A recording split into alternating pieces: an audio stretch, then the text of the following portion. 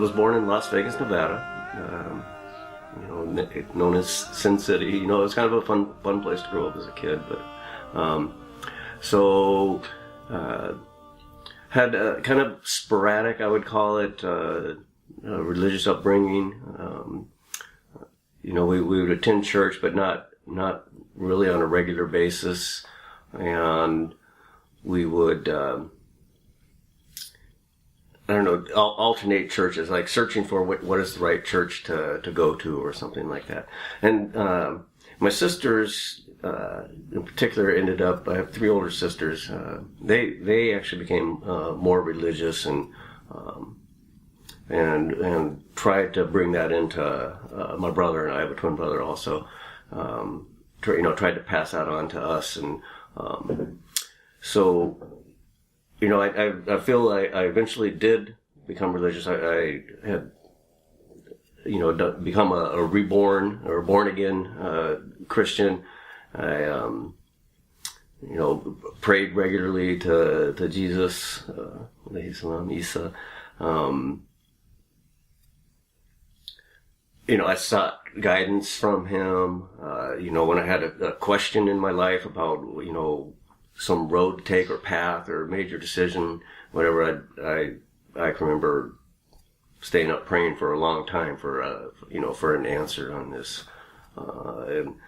The biggest was when I had my first marriage. That was when I prayed several days. I prayed, was this the right thing? Asked Isa, was it the right thing to do? And so, and then I actually, even before I got married, actually, I ended up going to a Point Loma Nazarene College, which was a private college, a religious-based college, and and so I think on the whole, though, I would not consider myself as being highly religious, not to an extreme or anything, but definitely felt that Jesus was a part of my life,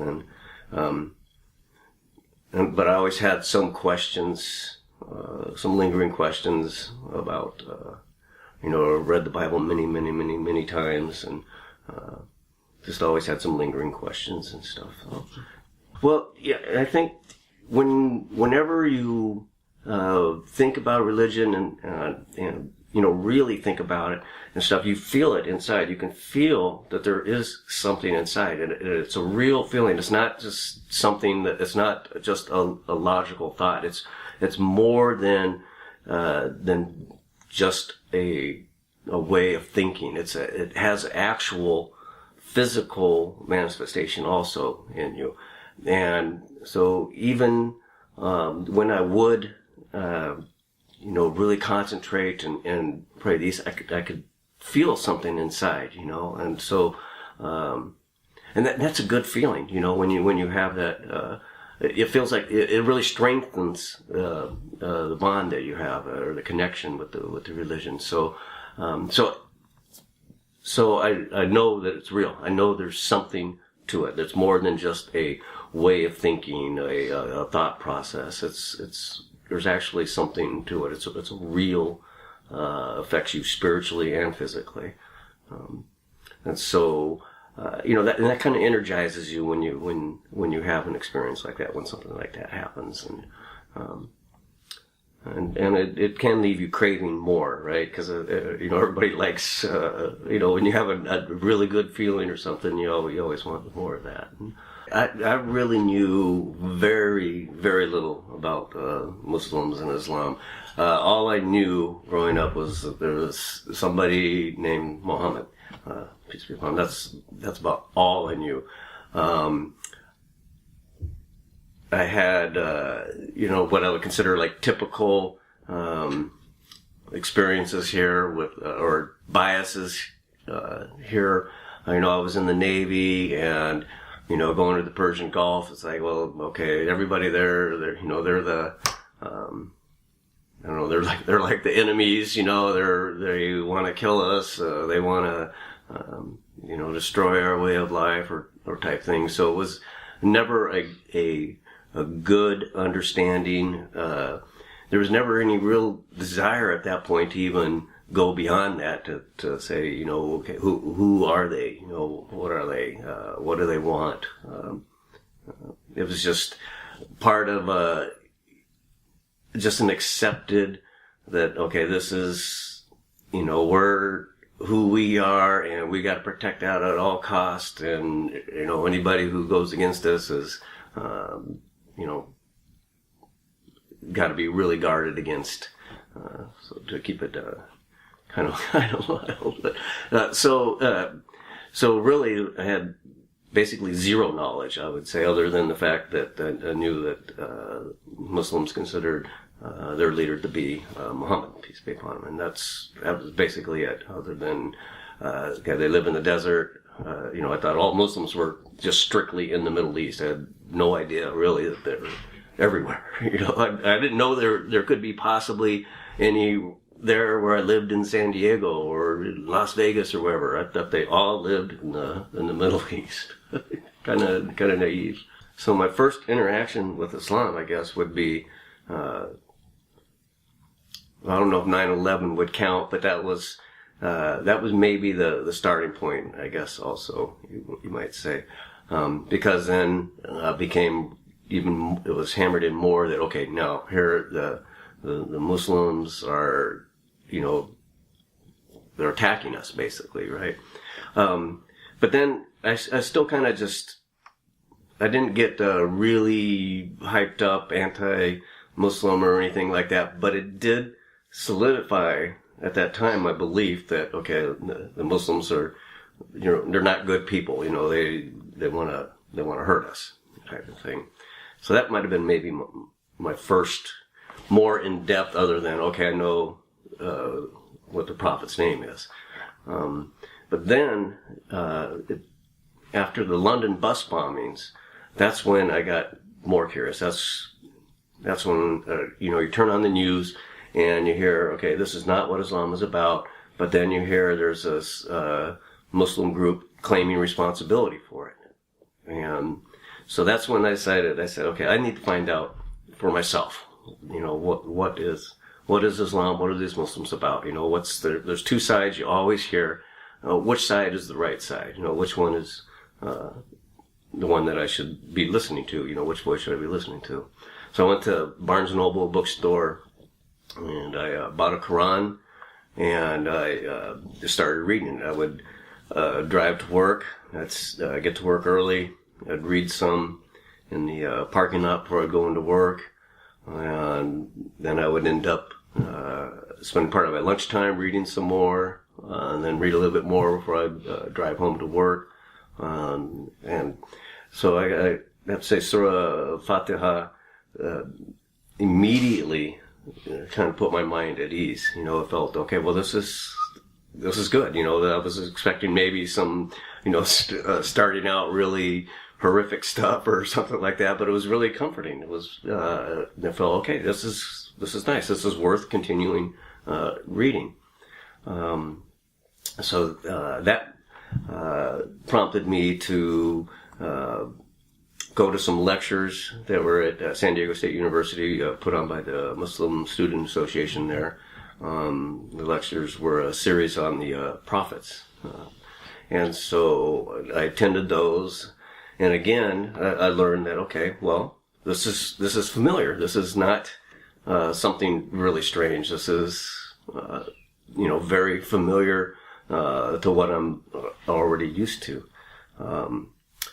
So then I Googled, I would continue reading the Quran, and you know, there's a lot I didn't understand. There's still some I don't understand, but there were parts that I felt directly, you know, spoke to me that I could totally relate to right then. I loved, there was the, you know, the warning, but then there's the mercy was right there. I mean, it was all hand in hand, you know, it was very neat. So I Googled where some mosques were, and I found a mosque near my work, and I would go there, and they were closed often. It was in a industrial complex, and one day they were open. they let me go into the library, and they had 3 books in English. Everything else was in, I guess, Farsi or Arabic. So they let me take the 3 books that were in English, and one of them was about Imam Hussain, alayhi salam, and that really that really sealed the deal. You know, that's when I knew that, okay, this is really something, because you know, people don't do something like that. You know, that's very unique event. Yeah. So along the way, you know, I would for searching for information, right? I found that you got to be very careful of what you search for, you know.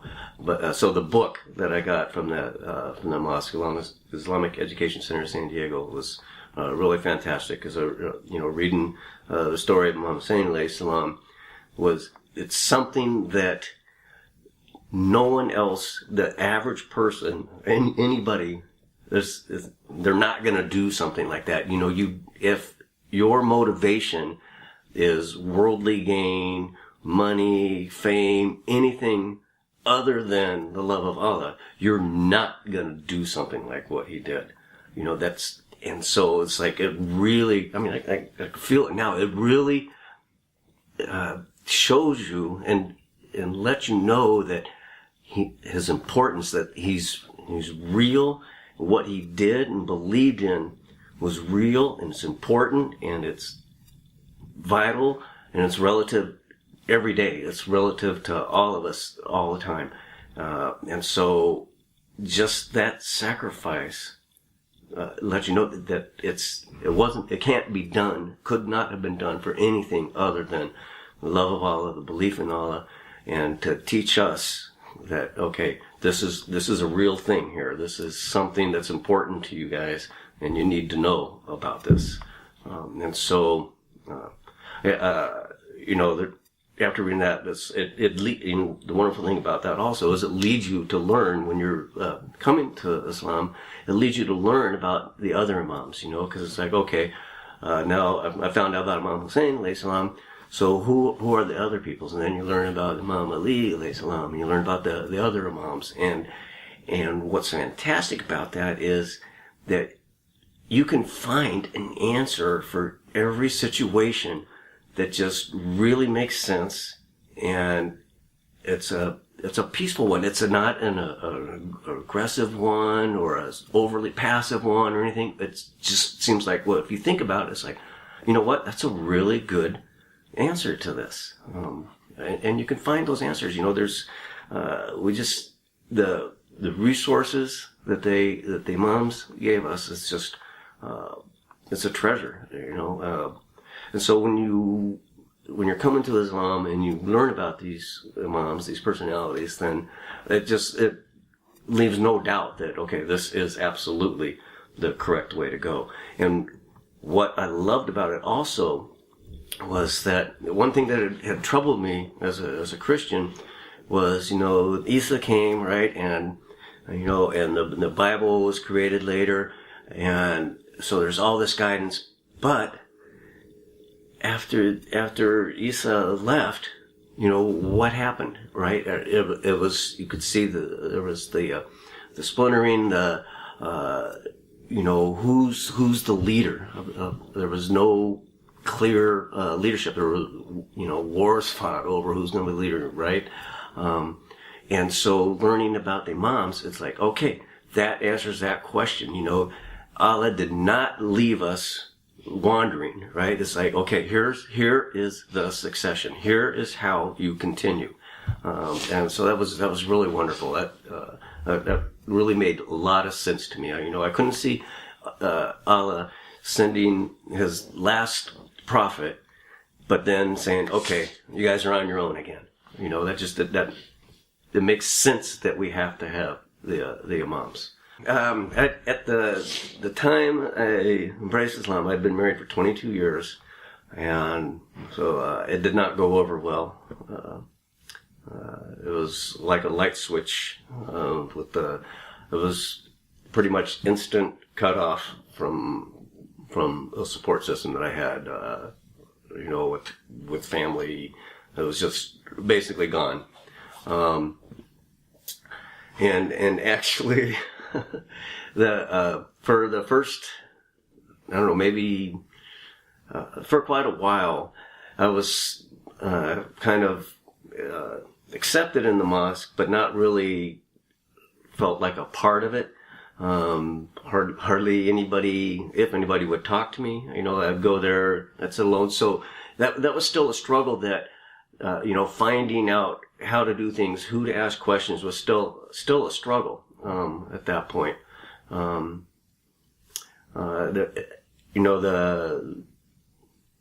sermons were not in English.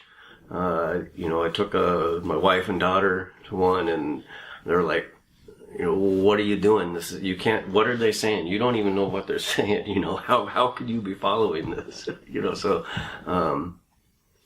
But, it was Imam Hussain, Islam, gave me the patience, the commitment to see this through. Then the center had to move, and I showed up to help them move, and after that they said, okay, he's not, he's okay, he's all right. And so then it was more accepting, and then actually my company made me move to Seattle, and there's a center there, the Zainab Center, Imam Abbas Elias, and that was fantastic. What a great center that was. That was the first time I'd heard everything was in English, and I was like, oh, mashallah, I can understand what's going on, and I can really get some more education and stuff. It was really nice. So then I felt like I started to get more of a support system and more accepted and easily. And here in Chicago also, everybody's been very, very welcoming and accepting and stuff. So it's been very nice. So just initially it was rough, because I thought, okay, do I have to learn Farsi and Arabic to know what's going on here? It was tough. My marriage ended after 25 years. But mashallah, Allah was taking care of me in that respect. It's given me a new wife. So it was a tough conversion as far as family life and stuff. But the important thing was to keep, how does Allah want us to worship and understand Him and practice religion. So that was my conviction was really strong in that, and it's still just as strong. And so I knew I needed to see it through despite what might happen. But not speaking English, I think it makes it feel like it's a foreign religion. It's not, and this is Allah's religion. It's supposed to be, it's for all of mankind everywhere. It's not just a Middle Eastern religion, right? It's Allah's religion. And so it needs to be understood by people wherever they are, right? And so when I was a Christian, I could invite somebody to the church, okay? And first of all, the minister would be at the door, greeting you when you came, and then he'd be at the door thanking you when you left. And you can invite somebody to your service, right? And they can understand, they can hear the message. If it's not in English here, like what happened with my wife and daughter, it's like, okay, what did they say? I don't know. Then why are you doing this? Well, because, I read the Quran and Imam Hussain, and they're like, well, you're crazy, So if it's not in English, you're going to be more reluctant to invite somebody, right? How are you going to invite somebody to the mosque and they're not going to understand what's being said, and you can't tell them what's being said because you don't speak Urdu, or you don't speak Farsi, or you don't speak Arabic. That's a challenge, and I think that's a hurdle. And if it's spoken in the local language, then I think that does help make it seem less of a foreign religion. It's kind of, like I say, it felt like, okay, it's a Middle Eastern, or it's a third world religion or something like that. But it's not. It's for all of us, and so we all need to be able to understand. And unfortunately, I might not be able to pick up Urdu instantly or Arabic or whatever. So the message needs to be, the prerequisite should not be that you have to speak a particular language to get the message, right? To get the message, and then you can start learning the language. I've learned a little bit of Arabic and stuff, but to get that initial message, you need to hear it in your local language. So the Ahl Bayt is that's our link to Allah.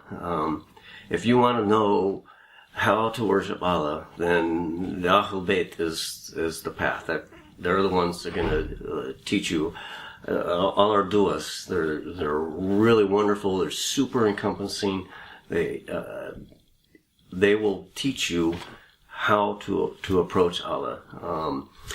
And like when I went on the ziyarat, that was like I said, it was the most rewarding experience of my life. And I can tell you that the Ahl Bayt, that they are alive. When you go to those shrines, it's a living place. And it's not living because of all the people. It's living because the Imam is there, and he wants to connect with you, and you can make that connection, and it's really powerful. And just if you practice and read and study about what the Imams have left us, their hadiths, the Sahifa Sajada. If you look at all these things, they teach you, one, not only how to become closer to Allah, but how to be a better human. How to to stop doing things and to realize that doing the right thing does make you feel better than doing something you might do otherwise that gives you some kind of temporary satisfaction or something like that. But they're much following the Ahl Bayt. It's like the perfect recipe. If you follow this recipe, you're gonna come up with something really fantastic. They the reading Najul Balaga, it's just incredible, the insight that the Imams have into the human psyche is just really incredible. Just the things that they've said just give you incredible insight, demonstrates their incredible insight into the human psyche, into how you can be a better person and help humanity at the same time moving closer to Allah.